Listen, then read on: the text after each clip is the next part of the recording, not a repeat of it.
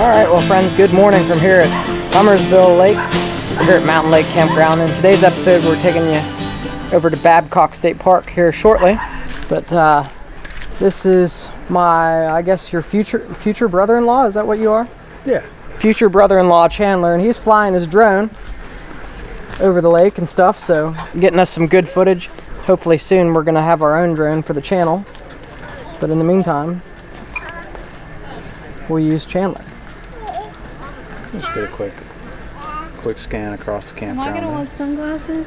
Probably not my hat, right? That'll be like perfect for the intro of the video. Sunglasses would help so it won't dry out your eyes.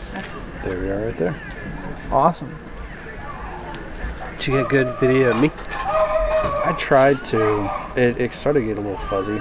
I got a little bit too far away. I had to move over here. But I think I got some. Yeah. Well, I'm gonna take this out, so I won't go as far. Cause where was it? Like towards the island you lost? Yeah. And I went a little bit higher, and that helped too.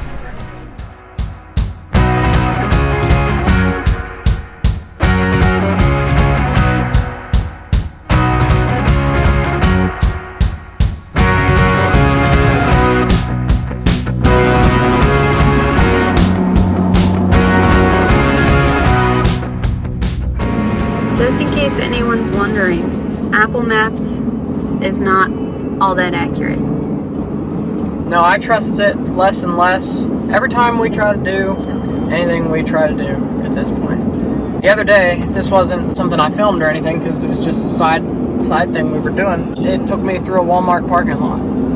So, yeah, don't trust Apple Maps.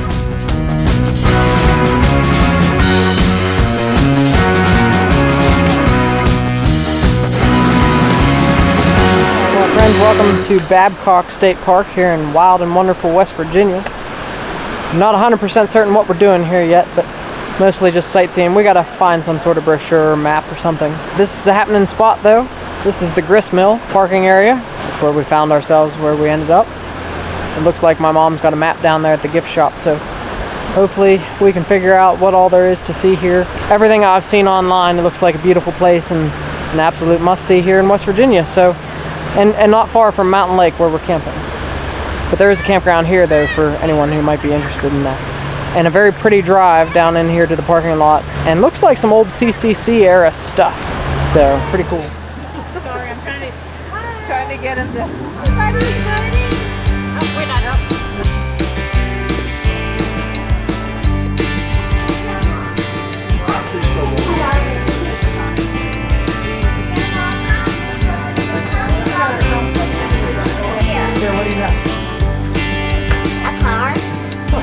We've just learned that this area is in a pretty extreme drought. So normally there's 2 waterfalls that you can see down that way, we were told, but there's nothing to see. Now the one up at the campground, she said there might be some water, and that's the reason why the grist mill is currently not running. It is gravity fed, and so because there's not enough water, they can't run it. So yeah, that's just the deal here. But this waterfall is kind of cool if I can get you a better view of it somewhere. And we're gonna hike the Island in the Sky trail, which should have a very scenic vista. So yeah, I believe, as far as I know, this whole building and stuff was all built by the CCC, maybe? Or maybe people that work with the mill. I'm not sure, but it's old. You can tell it's Yeah, you can tell old. it's old. Don't mind me while I enjoy my stick of candy. I loved these growing up. They're 50 cents in the gift shop, so get yourself one while you're here. I remember when they were 25. They used to be called penny candies, so just, you know, Yeah, try to imagine that. They're not a penny anymore. They're not penny candies anymore.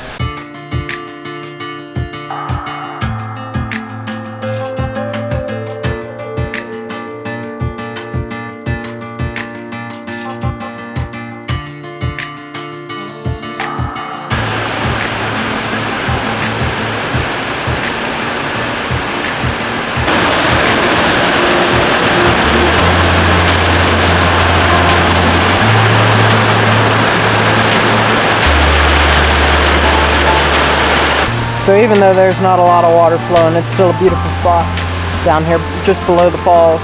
Probably as good as you're gonna get in August, I would imagine. It'd be a beautiful place to come in the fall. In the gift shop, there was some really nice pictures of this place in the fall. So yeah, we're gonna go back to the truck and find the trailhead for the Island in the Sky Trail. Should be some beautiful vistas and stuff like that up above, and it's a short trail. I think it's only like half a mile or something. So it should be just what we're looking for to do today. And I think you can get inside the grist mill as well, so that's I think what we're gonna do next.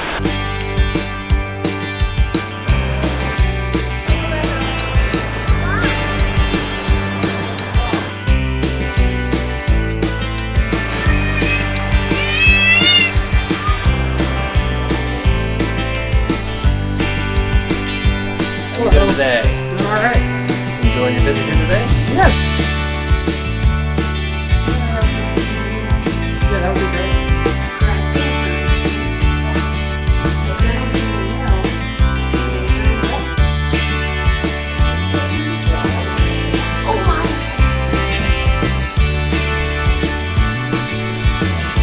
Sarah, can you see the water wheel right there? That's what they use to power the grinding stones. So water would come off of the chute up there and spin the wheel, and the wheel turning turns a crank down below, and that turns more cranks, and then all those cranks and turning turns the grinding stone. That makes the flour and the cornmeal. In the corn? You put the corn in and it becomes cornmeal.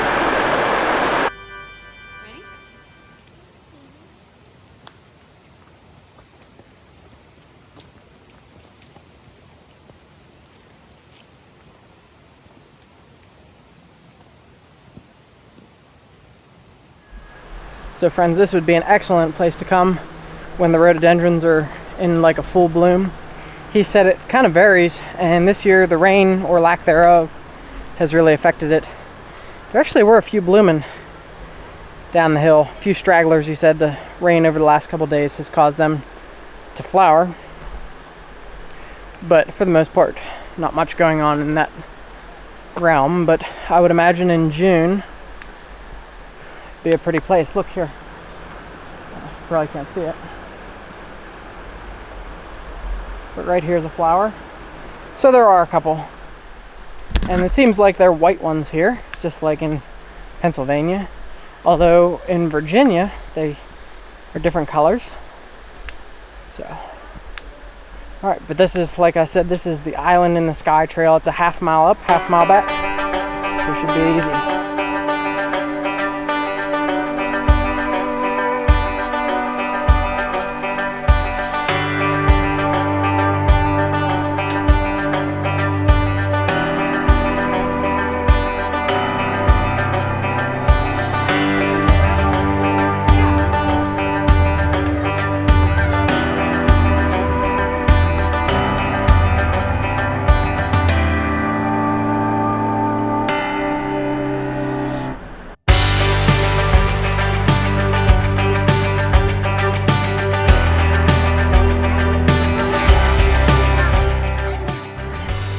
So this is pretty cool, friends. We've come off a pretty steep hill, and now we're over here walking along this awesome cliff face.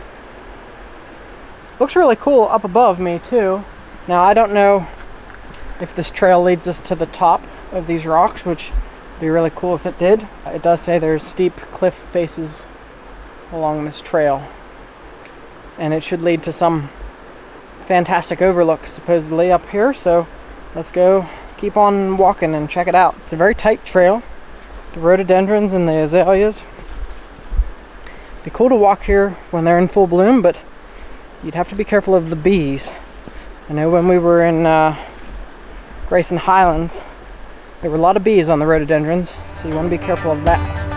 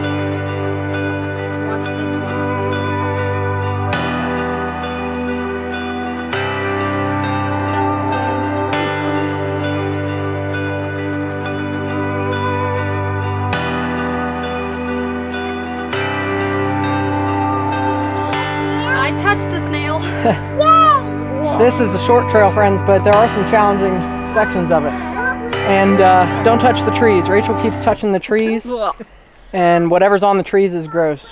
Bugs and Slimy stuff. this was a snail. I think there was a centipede. We'll find another one. Don't touch the trees if you don't like bugs.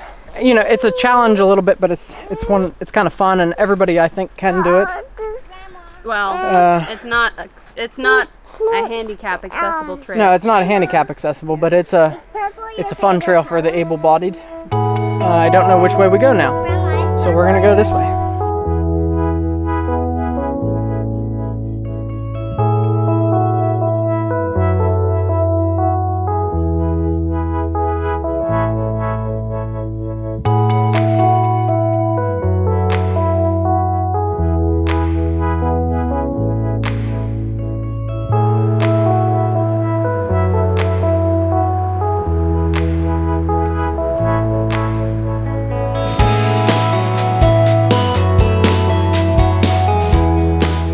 Friends, if you've seen a worn-in side trail, it's always a good idea to take the worn-in side trail because usually it leads to something spectacular. And this is probably the best view that we've got. The mill probably is straight down there, and the trail we just walked up is straight down there. And if you've seen in the footage coming up how high up the rocks were, I'd say it's a good 75 feet or so, really. I mean, this is the top of a tree, and it's a big tree at the bottom, you can see. So we're high up. It's a long way down, and it's straight down. So you want to be careful. It signs down below say do watch your kids while you're up here, because if they're just running around free, they're just gonna go off the edge. Be a good parent, supervise your kids. So friends, when you get to the top of the hill on the hike, you'll want to go left where the trail tees, and that takes you over to the Overlook, and then a right will take you over to this road that you probably can see right behind me. We're going to walk the road back down to the mill because it's easier, and we already seen all the cliffs the one time. The cliffs are the highlight of the hike. Not a whole lot to see from up above, but it's still pretty cool. So definitely worth doing just because of the cliffs and rock faces and that sort of thing if you're into that. And we're headed back to the truck and then headed back to the campground, I think.